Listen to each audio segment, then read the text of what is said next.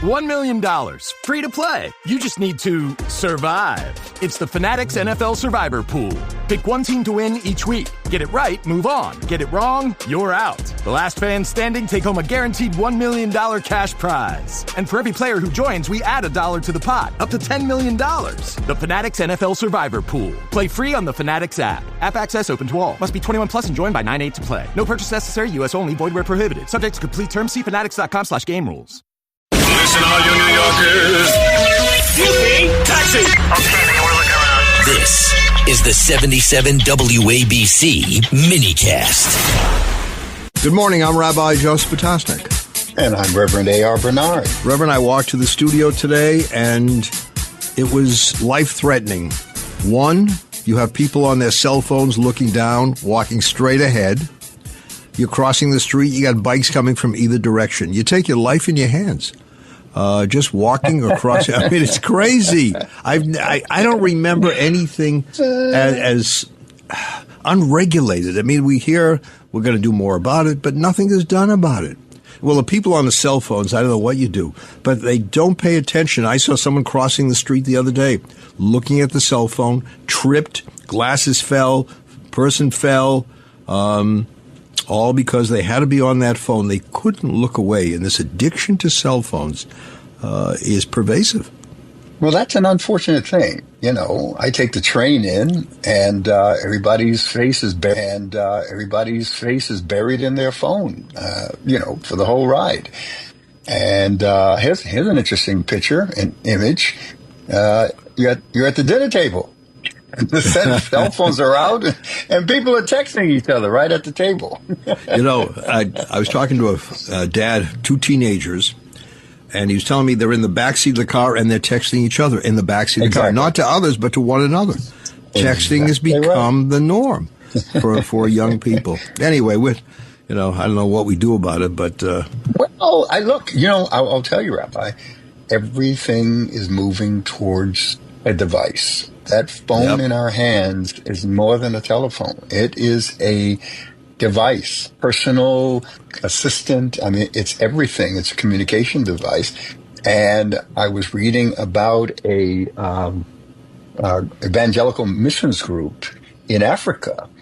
And these people are dealing with running water, etc. But they have cell phones. Yeah. And they're finding ways of trying to connect people in these rural, in the rural areas. Of course, in the cities, they're doing well, but in rural areas, the connection is tough. And that's a mission field. How about that? Have you ever lost your cell phone? Once. And it is, it is so... What's the word? Debilitating, right? Debilitating, because you say, oh, my God, how will I continue without my cell phone? My whole life is on that phone. Information. Yeah, information. Well, they were talking about in the New York City public schools. We have the largest public school system in the country, close to 1 million students. And they're talking about removing the cell phones, not allowing cell phones in the classroom while they're in school. That's a big move. Yeah, and they're doing it. Remember, we had the chancellor. Yep. Yeah, we had the chancellor at one of our Commission of Religious Leaders meetings, and she talked about that, and the chancellor before her talked about it. What are your thoughts? We were able to live meaningful lives pre-cell phone. We have the Sabbath, no cell phone, and somehow we get through it. And I think we over-exaggerate the importance of that phone as if we can't make a move, as if we can't in any way live lives normally without looking at the phone, without getting on the phone. That's the highest priority today, is having that phone in front of you and being, addicted to it. And we get lazy because you and I remember when we had to remember a bunch of telephone numbers. First of all, in the traditional Jewish world, you're not connected to devices on the Sabbath. However, during the week, there are many programs where people can learn more about tradition. I'll give you an example. We have what's called in Hebrew Daf Yomi, which is the daily page. It's one page of the Talmud that is you can obtain it on a program. It's available. And every day you study one page of the Talmud. It'll take you 7 years to complete the entire Talmud. But imagine you get up each day, and I have friends who do this, and I've done sometimes. You get up each day and you say, I got to learn another page today. And in a way, you're elevating the use of the phone for something very meaningful, not for some of the nonsense that people want to see. But isn't that what we're supposed to do? Sorry for cutting you off, but isn't that what we're supposed to do as the faith community, to take these instruments, these advancements in civilization, technology, knowledge, etc., and redeem it, put it to moral use, put it to transcendent use? I mean, in our churches, ministries, and individual believers also, they use social media to share sermons, testimonies, prayers, and scripture. And the reach, Rabbi, is unimaginable in past generations. Evangelism and discipleship happen digitally now through live stream services, Bible studies on Zoom, Instagram devotionals. I mean, you name it. It's out on those platforms. So it's really a new marketplace for the witness of our faith. You remember during the COVID crisis, people feared disconnection. They were not going to be able to meet with one another face to face. And all of a sudden, Zoom became operative. We didn't know what Zoom was before COVID. And all of a sudden, we're now having all of these conversations on Zoom. So devices can be can be a blessing, can be a curse. You know, if you look at the portion of the Bible that we read, it says, I give you a choice.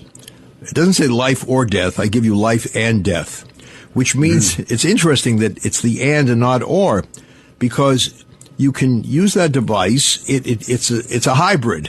It can be used for something to elevate life. It can be used for something to degrade life.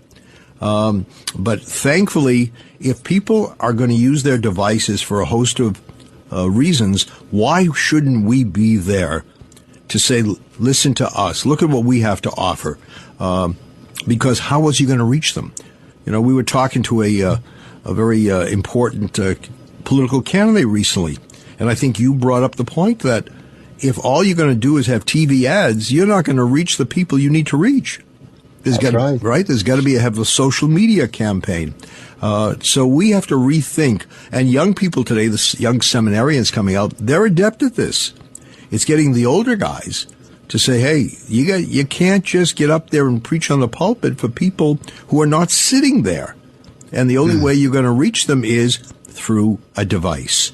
That's why you and I, Instagram and Twitter and all of those things, but we're not on there. We don't sing on it. Or maybe you do. I've heard you sing. But wait. Yeah. No, you have a good voice. You have a good. I clear the room when I start singing. But it's invaluable for many people. I know a doctor here in Manhattan, and before he goes to his practice, he gets on and he studies the portion of the week. He studies a page of the Talmud, and now he's ready to see his patients. And I think, what a noble way to begin your day. It's not just going to the gym, right? It's also exercising your mind. And look, before COVID, the pandemic, we moved a certain way, but then when COVID came, it became essential. Churches that couldn't gather physically found continuity through digital presence, live streaming. We did.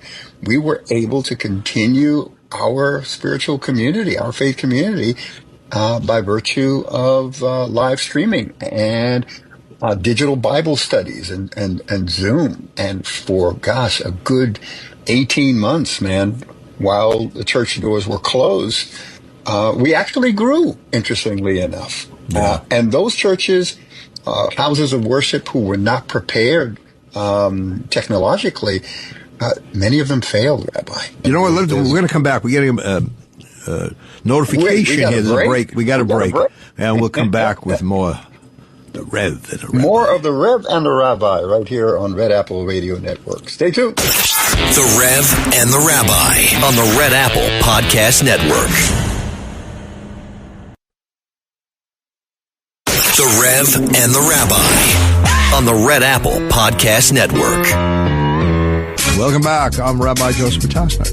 And I'm Reverend A.R. Bernard. So, Rabbi, before the break, I was about to ask you another question around this subject of social media.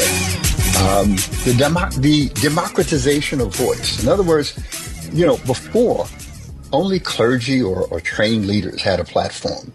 Now, anyone with a phone can share spiritual reflections, critique theology, gather followers, opine on moral and biblical subject matter, religious subject matter. Is that good or bad?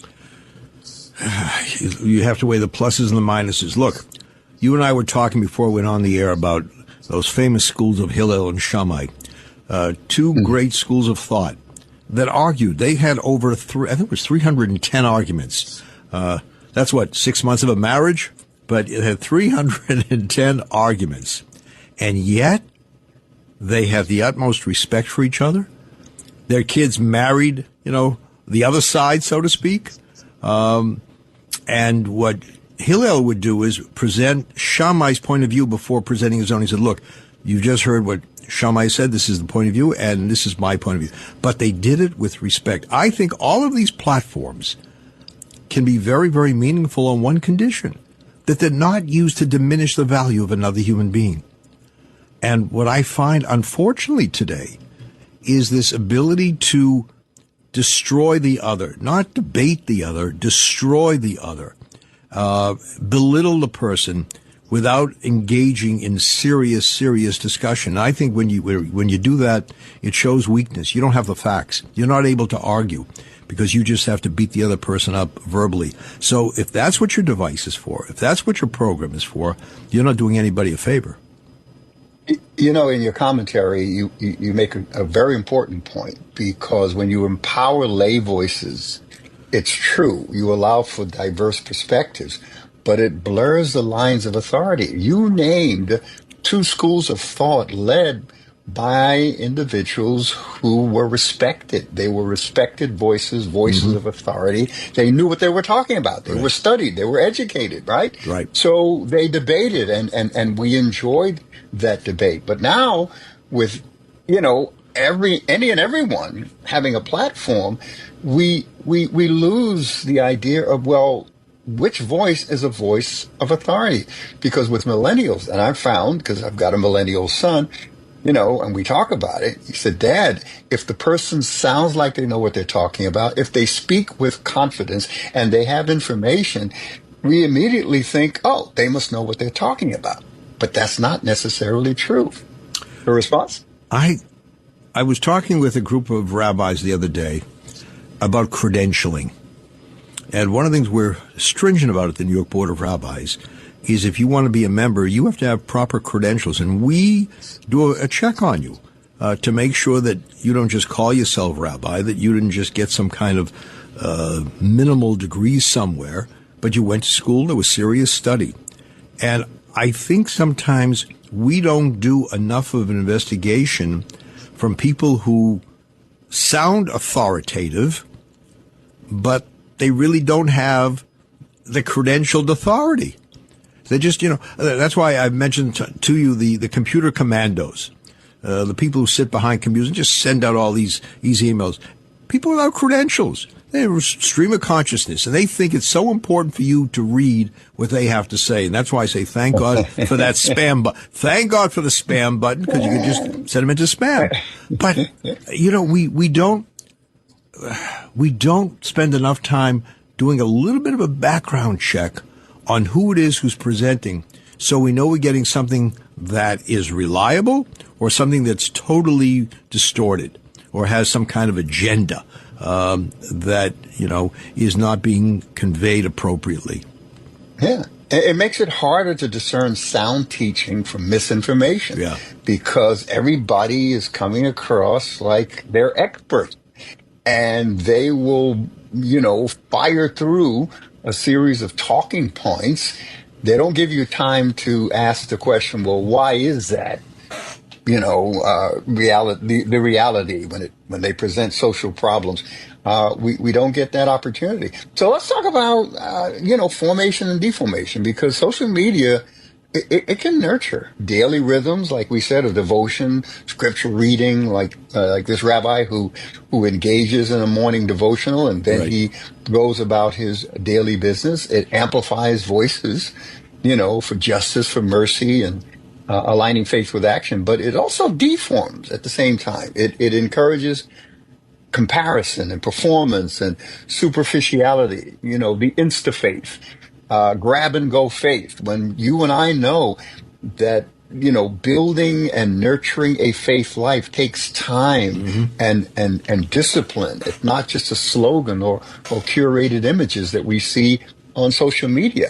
There is superficiality, as I said earlier, and instead of depth, it can foster spiritual consumerism. Well, so influencers, what are the credentials? They have a lot of friends, right? A lot of people follow them. Follows, yeah. Right? It's following. It's not based upon, look at your resume. I want to follow you because you have acquired the following areas of expertise. It's all about how many people, how many friends do I have? I love when they call them friends. Like these people. Well, you communicate with them online, but is that what a friend is really about? So I leave you with this thought. We are called, Jews are called, and I think it's true for other tribes, we're the people of the book, right? Mm-hmm. Well, today we don't deal with the book, we deal with the tweet. Right? We're people of the tweet. People of the tweet. So how does one go from the book to the tweet? If you have to have a sound bite, if you have to convey something in 60 seconds, and your sermon, your message is 20 minutes or more, how do you compete with that? How do you get the attention of young people who don't have the attention span of 20, 25 minutes? But tell it to me in 6. Give me the abridged version. Right. Give me give me grab and go faith. Grab and go. Tell me the 10 Commandments. All right, give me the Reader's Digest version of it. Don't give me exactly. Right, don't give me with the commentary. And that's where the conflict is. And how do we compete with that? So how long is your sermon? I try to go 18 to 20 minutes. When I hear snoring, that's the time to turn off. No, but I find. Wait, 18 to 20 minutes? Really? Yeah. How long is the whole service? The service, 2.5 hours with the singing. And wait, out of 2.5 hours? Well, no, I'm sorry. That's the sermon. But I also intersperse thoughts about the portion as we read the Torah, thoughts about that. So you add another 20 minutes. So now we're talking 40 minutes. Okay. All right. Okay. So about 40 minutes with discussion in Scripture. Right. So let me say to you, as one who's heard you preach, you are a master communicator. Master. And one of the things I find in listening to you, and I hope it's true for many of us, is the way to overcome the tweet is to present something people say, I want to hear more. That is so important for me to know, and I want to know more about the subject. That to me is the answer, not to just give some kind of, rote message or some boring information. You're going to lose them. Then even a minute is too long. But that's what we're up against today, is to offset the instant religion with informative religion. Yeah, and in seminary training, there is what is called the homiletic, the art of preaching. You and I have talked about, even putting together something like that to discuss. And thank you for your kind words. I appreciate that over my sermons. But, can you imagine having to hit 52 home runs a year? You can't. At least. By the way, you can't. You can't. And we are our strongest self-critics. We know when it wasn't what we wanted it to be. But at least you go for the 52, and hopefully you hit, a good number of them, and the others, maybe it triples or doubles. Rev, we come to the end of the segment. Wait a minute. Yeah. What's happening today? Is this Fast Sunday that we're flying through? I think because we're engaged in this kind of back and forth discussion it's the same thing. Give me more when it's interesting. Give me less when it's boring. Yeah. So Are we going to be back with more? We are. The Rev and the Rabbi right here. The Rev and the Rabbi on the Red Apple Podcast Network. The Rev and the Rabbi. Entertaining and informative. On the Red Apple Podcast Network. Welcome back. I'm Rabbi Joe Spatosnik. And I'm Reverend A.R. Bernard. Reverend, I have a colleague who lives not far from Columbus Circle, and she said to a group of us the other day, there was an ugly demonstration, anti-Israel, and all of a sudden there were signs about the Jews and globalize the Intifada, go back to your country, whatever country that is, I don't know, because they don't want Jews in Israel, so I'm not sure where they want us to go. But why can't and of course, when you have this demonstration for Free Palestine, no sign held up said, free the hostages. Nothing about the hostages. Nothing about the horror of October 7th. It was all anti-Israel. And they were wearing masks. Now, you think back, the Klan used to wear masks.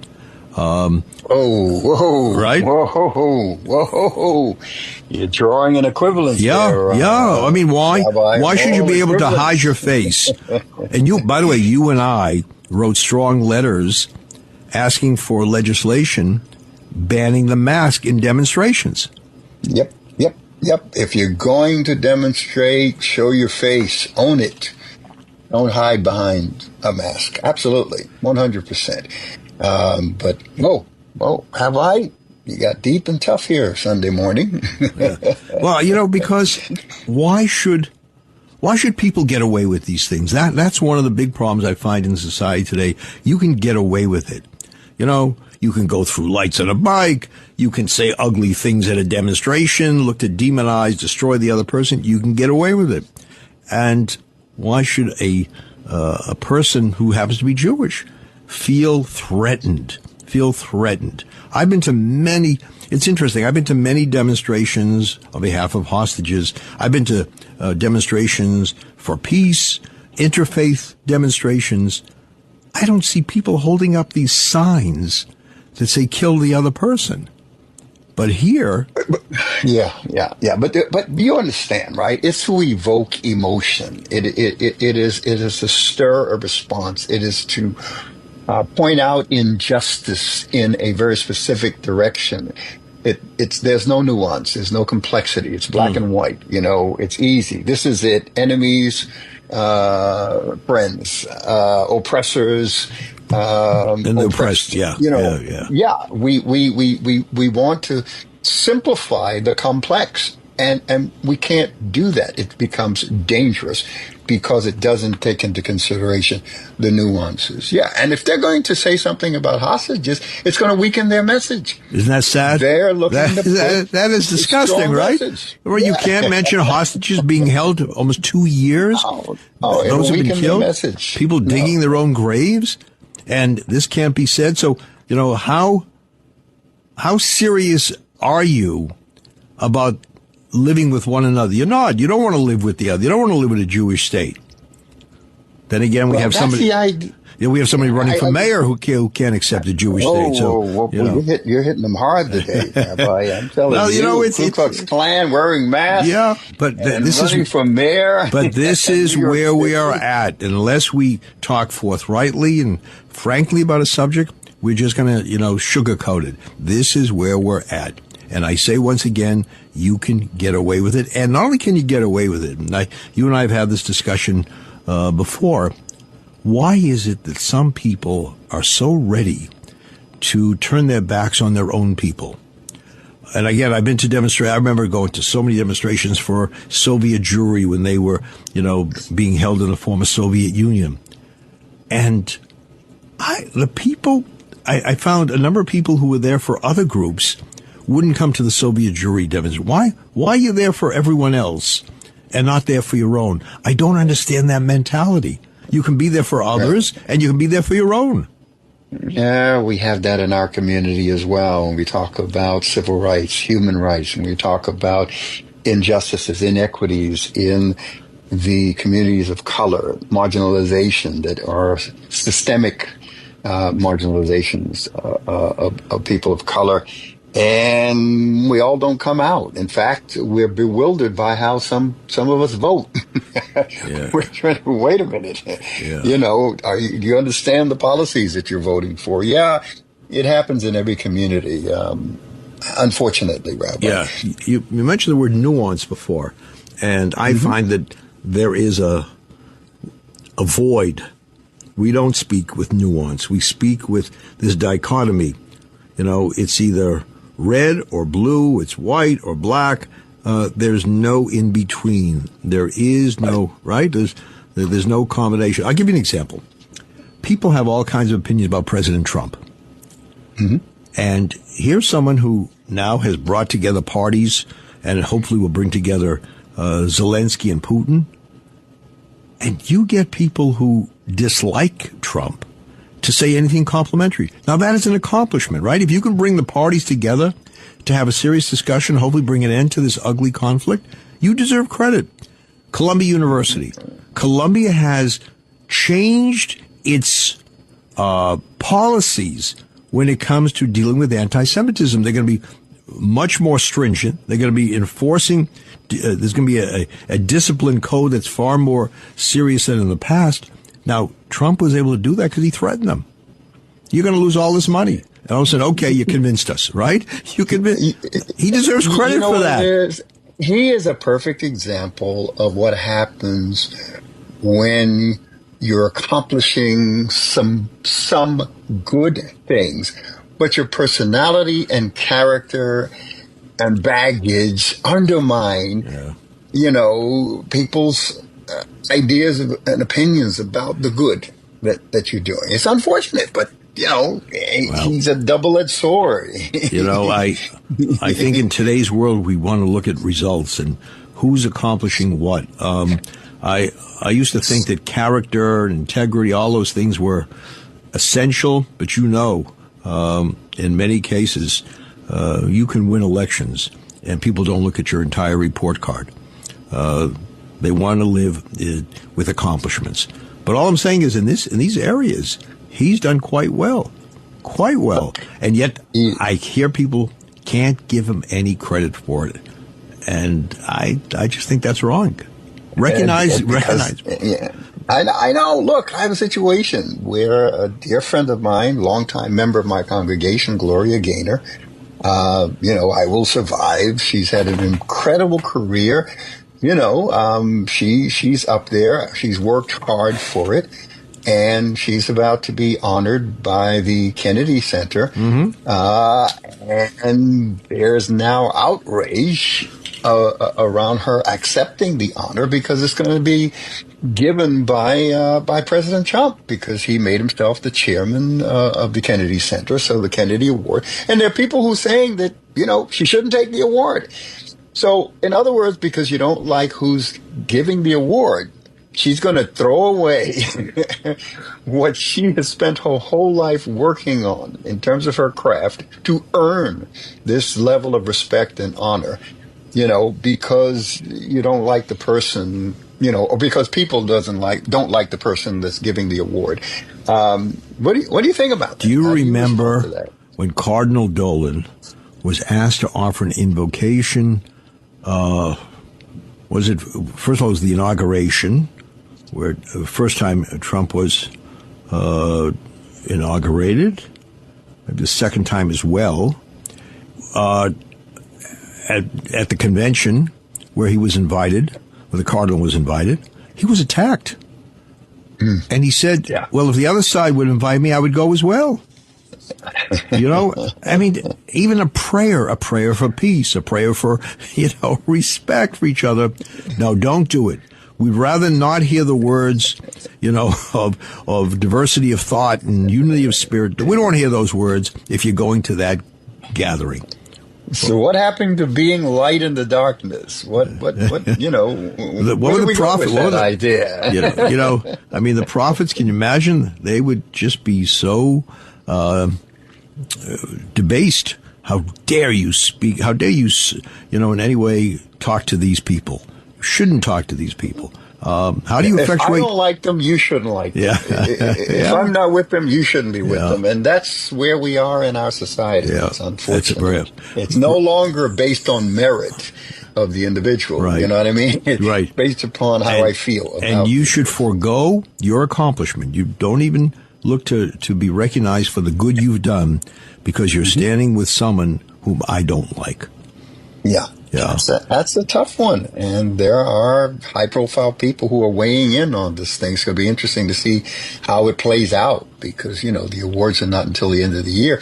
It's going to be interesting to see if any other individuals who are being honored will be, forced or influenced in some way to make that kind of a decision. And what do you accomplish by not going and accepting? Tell me what change you've made. Yeah. Right? Yeah. Rev, we're going to come back. One of the things I want to discuss with you when we come back is you hear the expression, well, everybody's doing it. Why can't I do it? Everybody's doing it. All right? Wait. Didn't we use that this statement when we were kids? Didn't we? Some people use it when they're adults. You ever get stopped? Did you ever get stopped by, an officer on the highway and he says, you're speeding? Well, everybody else is speeding, sir. Not just me. I'm just keeping up with them, Right. So stay tuned for more of the Rev and the Rabbi. Great conversation this Sunday morning. We'll be right back. The Rev and the Rabbi on the Red Apple Podcast Network. The Rev and the Rabbi. Entertaining and informative. On the Red Apple Podcast Network. Welcome back. I'm Rabbi Joseph Townsmaker. And I'm Reverend A.R. Bernard. So if everybody's doing it, why can't I do it? On the other hand, if I look at the Bible, it says you shouldn't be doing it. Right? So talk about the movie, the movie and the book. The book says one thing, the movie is a whole different story. You get stopped by the cop, everybody's speeding. What am I doing wrong? How do you handle that? Well, hey, let's define it. When we talk about everybody doing it, it's a syndrome. It's the tendency to conform to the majority behavior, even if it conflicts with personal values or wisdom. We kind of toss that aside, and because it's the norm, we feel it's okay to conform to the norms. And that's a problem because you should be guided by your values. Those are the guardrails. You should be guided by wisdom. But we engage in herd mentality, which is what it is, right? I was in a store recently, I think I mentioned to you some time ago, and when the person gave me back some change, see, I didn't use my credit card. I actually gave cash, which is another unusual thing to do today. You did what? Right, yeah, cash? Are you kidding? The guy looks at you. You must be an old guy to carry cash with you. No plastic. So anyway, he gave me more than he was supposed to. And I said to him, sir, you made a mistake. You gave me too much. And I returned the extra, and he said, oh, thank you so much. And I thought to myself, well, you're welcome, but you don't have to thank me for being honest. That's what I'm expected to do.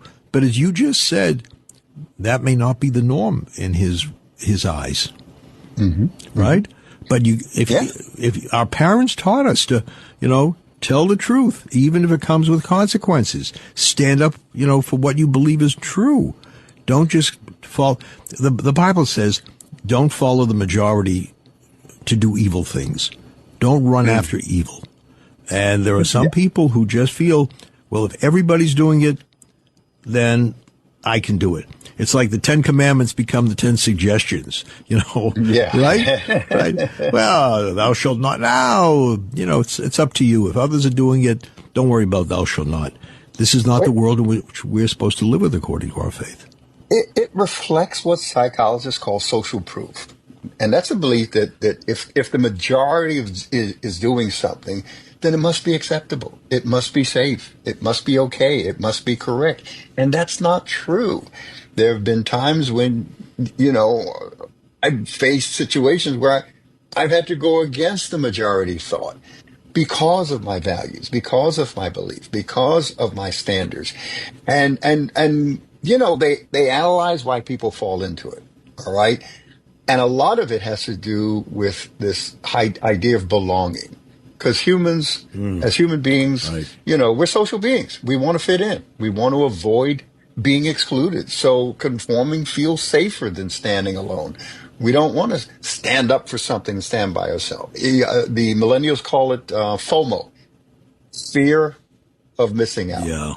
So When everyone else seems to benefit from a trend, a behavior, opportunity, shortcuts, people fear if I don't engage, I'll be left behind. there is a Jewish quarter in Czechoslovakia that has a clock. One side of the clock has Roman numerals. The other side has Hebrew letters.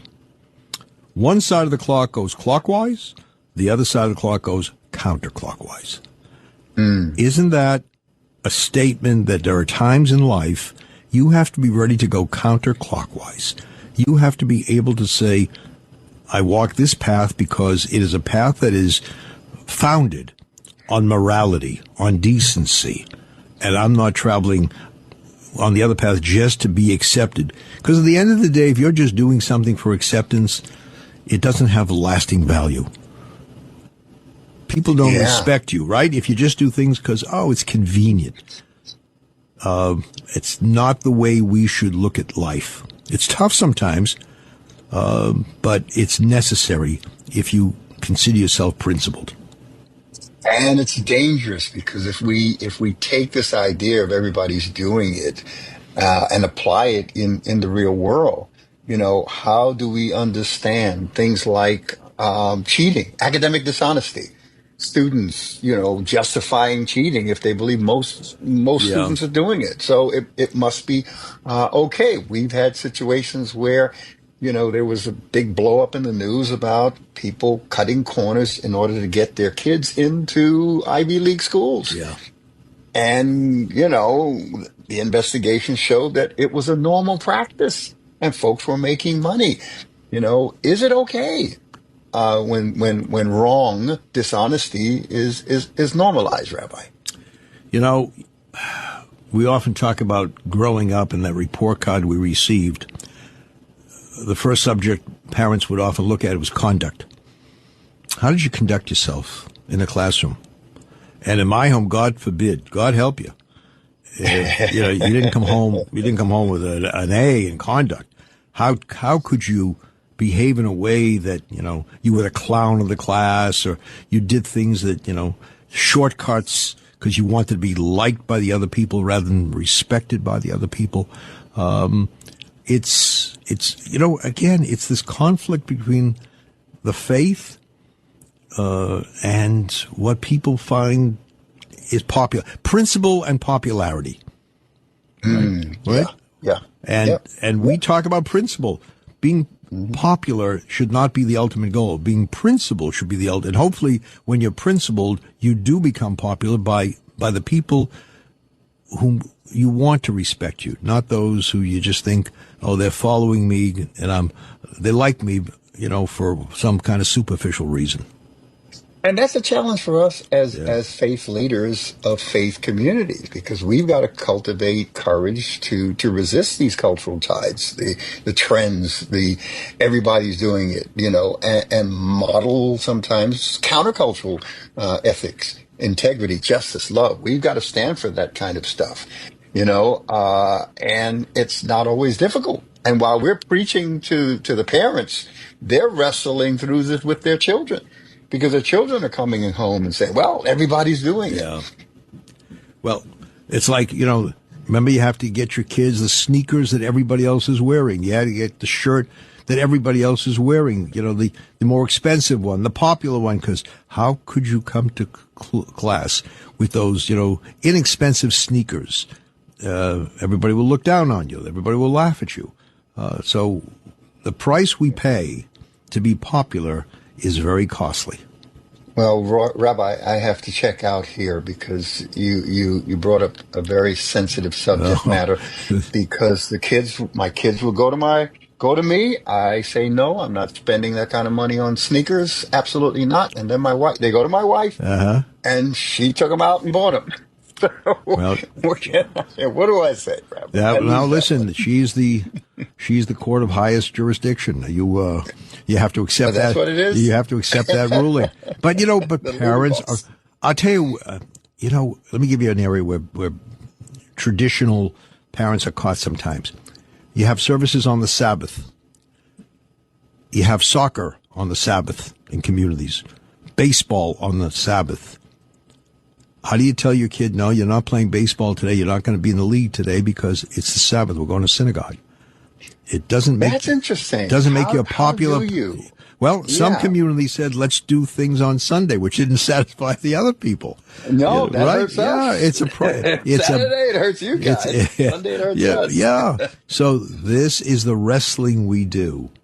So are the young people in violation of the Sabbath if in order to participate in sports programs and whatnot? Because a lot of these things are done on weekends, Saturday and Sunday. It's a big... what happens? It's not the spirit of the Sabbath. The Sabbath was not created so you can go out there and play ball. But, people find ways around it. Well, let's see. We're not allowed to carry. We can have an area enclosed, so carrying is okay. Let's enclose the field. They try to find loopholes in the law. But it is... That's human nature. Right? Again, it's going counterclockwise in a world very often that's going clockwise. Rev, this has been a great discussion today about a host of... Wait, didn't we have a guest coming? Wait, we're at the end without a guest? We went through you the were whole You were program? my guest. I was your guest, and I loved every moment of it. It was fantastic, Rabbi. Always a pleasure spending my Sunday mornings like this with you and an incredible national radio to be blessed by the conversations and the guests that you experience right here on the Rev and the Rabbi. He got it. He got it this time. I practiced during the week. Yeah. Till next time, God bless. Thanks for listening to the Rev and the Rabbi. You can hear the Rev and the Rabbi Sunday mornings at 7. If you like the podcast, share it with your friends and listen anytime at WABCRadio.com and download the WABC Radio app. Hit that subscribe button on all major podcast platforms. Plus, follow WABC on social on Instagram, TikTok, Facebook, and X. See you next time for a new episode so you never have to wonder. What the heck is going on here?